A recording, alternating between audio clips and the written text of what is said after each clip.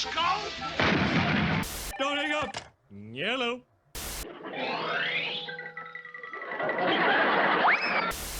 Don't!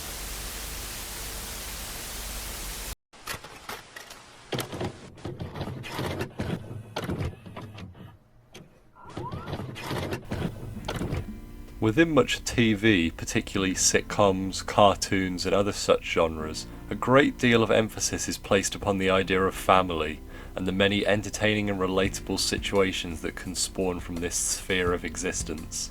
This means that shows centering around the family dynamic must have its husband/father character a prominent and engaging figure. These characters are usually very caring towards their families, yet are presented to be rather buffoonish and lazy for comedic effect. In more recent times, when the idea of the cartoon dad character is brought up, most people's minds will instantly jump to the iconic Homer Simpson, who serves as a sort of template for all the similar characters that have spawned over the years. However, before the conception of Homer, it would have been more common for one to see Fred Flintstone in this role.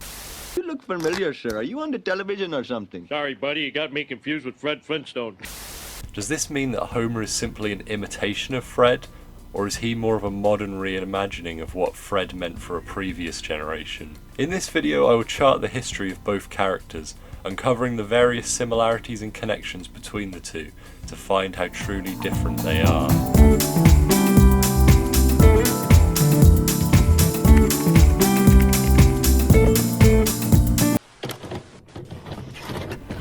After creating the extremely popular series of Tom and Jerry theatrical shorts at MGM in the 40s and 50s, William Hanna and Joseph Barbera created their own animation studio in 1957, with which they would create animated programs for television.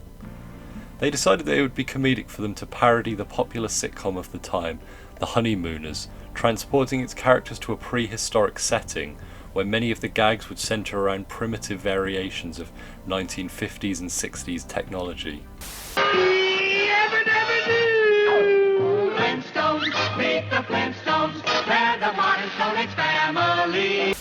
The show premiered on ABC in a primetime slot, the first animated show to do so in 1960, introducing the world to Fred and Wilma Flintstone, as well as Barney and Betty Rubble in the town of Bedrock, engaging in relatable yet wacky and exciting hijinks each episode. Fred was portrayed as a lovable goofball across the series, often being lazy and clumsy, yet still caring for his family and friends, establishing the character traits with which many animated fathers would later adopt. The show was incredibly successful at the time, continuing for 6 seasons, becoming the longest running American primetime animated series, until it was eventually beaten by, well, you know.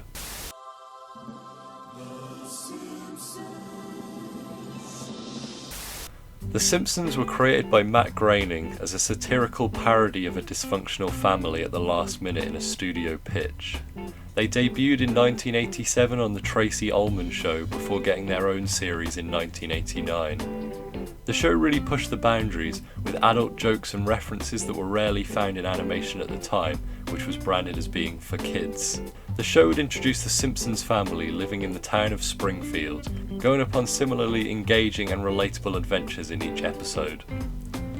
When the show first began, its breakout star was the young boy Bart. However, as it went on, it was clear that the father Homer was the real heart of the show, as episodes began to shift towards him as the protagonist. This also saw a transformation in the character, with him starting out as being rather aggressive and grouchy, a trait also shared with Fred. However, he later became a more buffoonish yet lovable character, which worked much better for the show, although it was exaggerated too far in later seasons. The Simpsons, of course, was extremely popular and continues to air to this day, although I would recommend only watching seasons 1 to 7, maybe to 10 before you should really stop.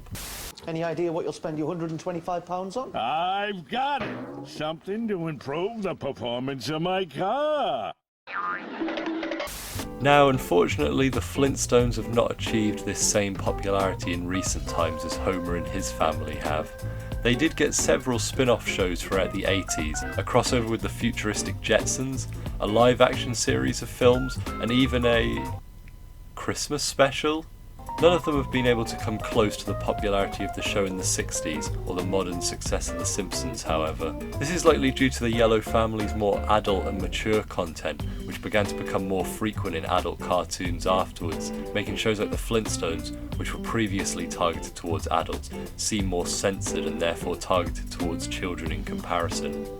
This is made more evident with Warner Brothers, who now own the characters, shifting the Flintstones more towards this direction anyway, with Winston cigarettes commercials being traded in for cereal and other family-orientated products.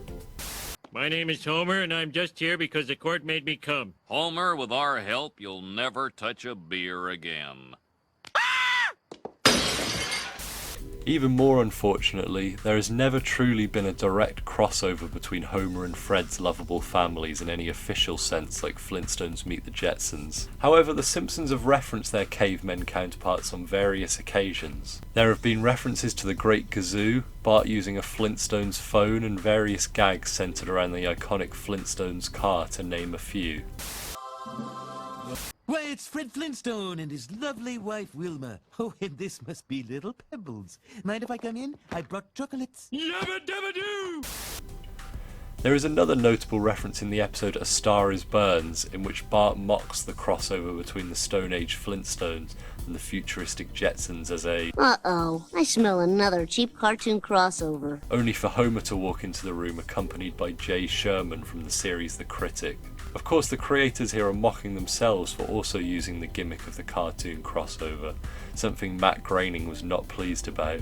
However, I think the best Flintstones reference within The Simpsons appears during the opening of Marge vs. the Monorail, in which Homer recreates the Flintstones intro. From the town of Springfield, he's about to hit a chestnut tree. All of these references and gags seem to imply that the Flintstones are merely fictional cartoons within the world of Springfield, much like within our own world, and Fred is simply a character Homer may watch, not able to truly interact with him. However, the show is also filled with Flintstone references that seem to imply them to actually exist as real people within the world of The Simpsons. One example of this is a season 4 couch gag in which the Simpsons discover the Flintstones family taking up their usual space on the iconic couch.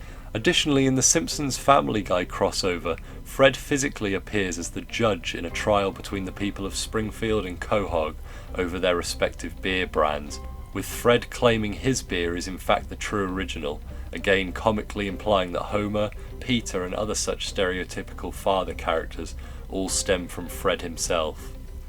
In one of my favourite episodes, Treehouse of Horror 5, specifically the segment Time and Punishment, features Homer meddling with the timeline, causing the Simpsons house to be replaced with the Flintstones briefly, implying that at least somewhere in another universe, the Flintstones exist in Springfield.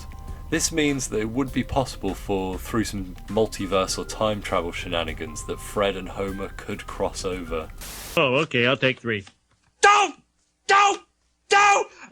I mean, woohoo!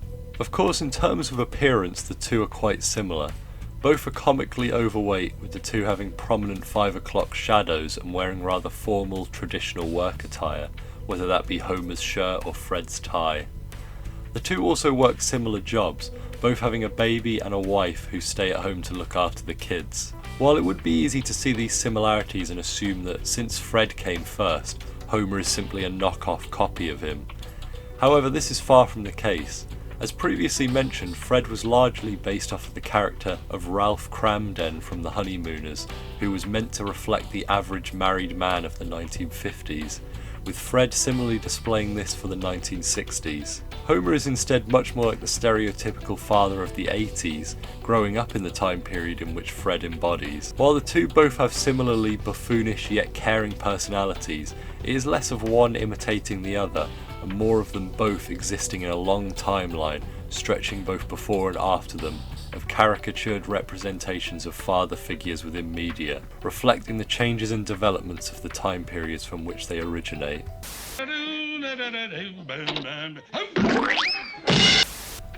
As of the present day, Homer and his yellow family are owned by Disney, while Fred and the others are owned by Warner Brothers, who are key rivals within the industry.